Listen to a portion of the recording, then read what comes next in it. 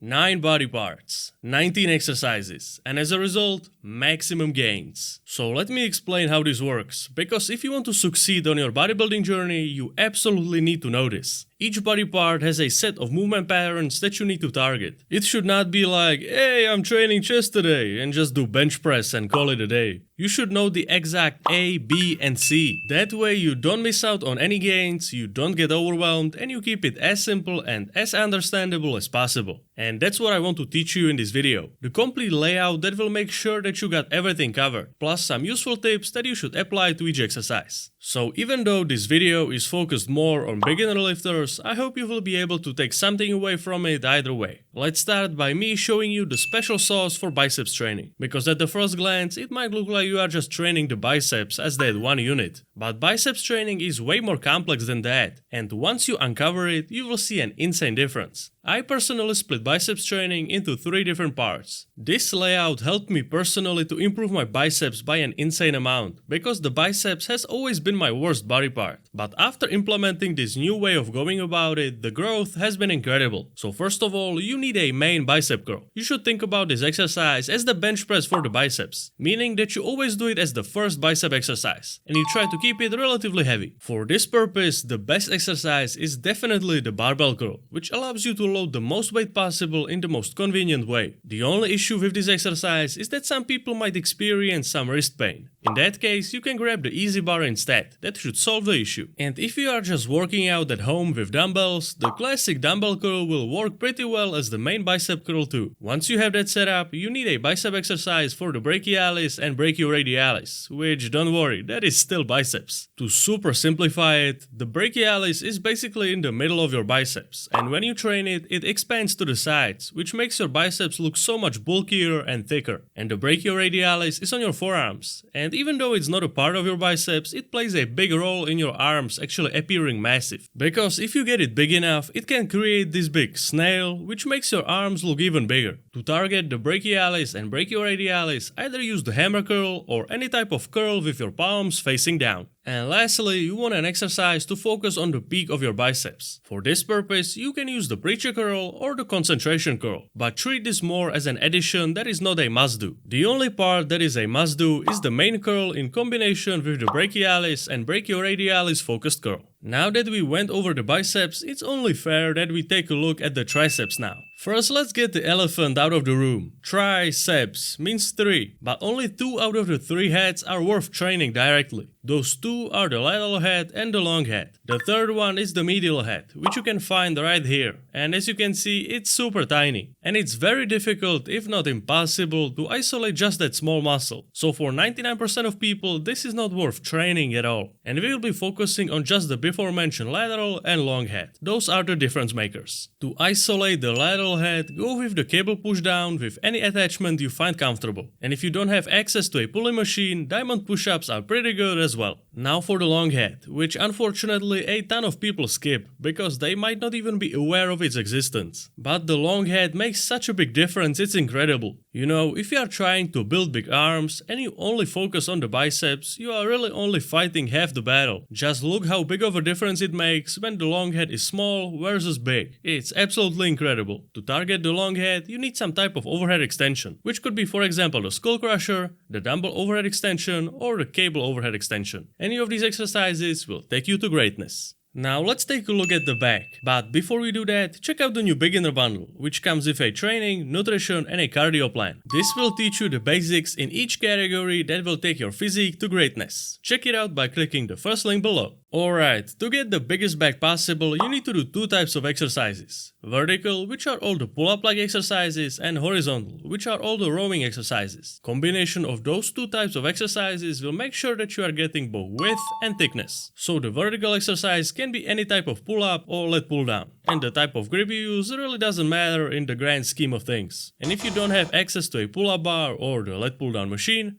you can go with the dumbbell pullover instead. And as I said before, for the horizontal exercise, any row is fair game. So you can go with the barbell row, meadows row, or quite literally any other exercise that has row in its name. There really is a ton of variations you can choose from, so go with your favorite one. For example, my favorite variation of all time is the seal row. So go ahead and find the one you feel like works the best for you. Now let's take a look at the chest, which has 3 types of exercises you need to include. So make sure that you don't miss any of them, because even if you are not working out in a fully equipped gym, you can always find a way. You need a horizontal press, an incline press, and some kind of isolation exercise. The horizontal press is basically any type of flat press. So it can be a flat barbell bench or a flat dumbbell bench, or even your regular push-ups. Then the incline press, which is basically the same story. You can go with an incline barbell bench press, incline dumbbell bench press, or decline push-ups. And lastly, the isolation. Here you can choose from either the cable or the dumbbell fly, or go with a machine like the pec deck. Each one type of those exercises has a crucial function, so that you can target your entire chest and achieve the best gains possible. But some of you are probably wondering, what about the lower chest? And I hear you, but some parts of your body, like the lower chest for example, or the before mentioned medial head, don't really need to be specifically targeted. Remember this, if you think that your lower chest looks terrible, it's not because of your lower chest, it's probably because your entire chest sucks. Just doing the regular flat bench press will hit your lower chest a good amount, especially if you are arching a little bit, which then changes the angle of the press into a little bit more of a decline press. So going out of your way to do a decline press is a waste of time for majority of people. This time could be spent on doing your regular flat and incline press, which will give your chest much more bang for your buck.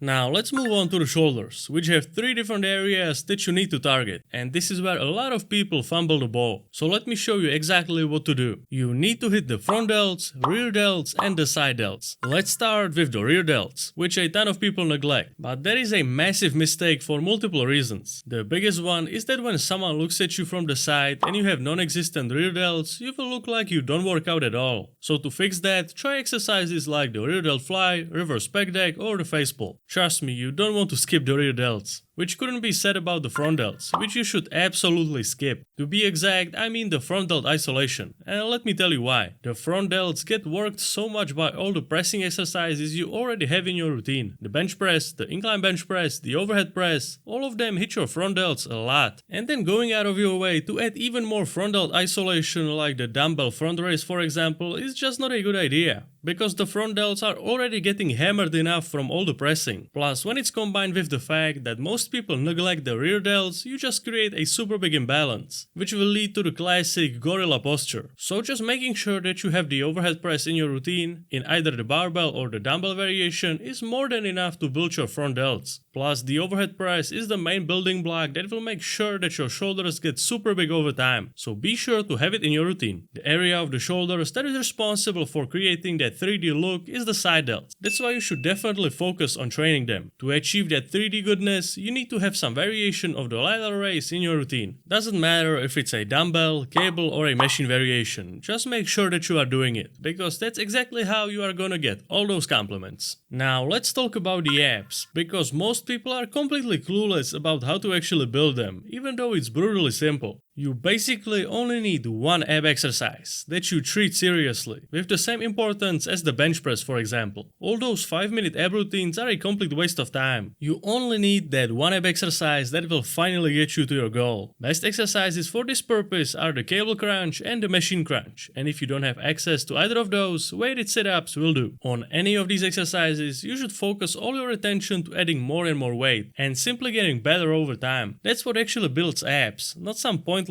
rolling on the floor. That will never get you anywhere. Now let's focus on the lower body. First, let's start with the quads. Here it's super simple. You only need 2 types of exercises, one isolation and one compound lift. For the isolation, the best option is definitely leg extensions, but if you don't have access to that machine, you can try the Bulgarian split squat instead. For the compound lift, the choice is pretty simple, squats. But if you can't or don't want to do the regular squat, something like the leg press or the hex squat can be a good substitution. Now for the hamstrings. Here the story is pretty similar. You also need just 2 exercises, one isolation and one compound. For the isolation, the best option for sure is the hamstring curl. And if you don't have access to the machine, simply do the Nordic hamstring curl. And for the compound, you need to do some type of hip hinge exercise, like the Romanian deadlift or the hip thrust. And if you are a fan, then this is the place where you can also put the regular deadlift. And as a cherry on top, let's quickly go over the calves. Here you need just one exercise, and that is any type of calf raise. And when I say any type, I really mean it. You can choose from so many variations, it's incredible. You can go for the classic seated calf raise or just find an elevated surface and do it like that.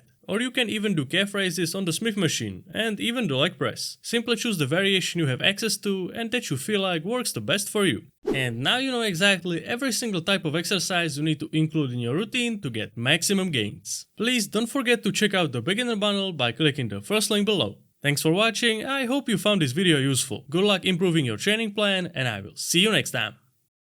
If you like this video, then you will surely like this one too.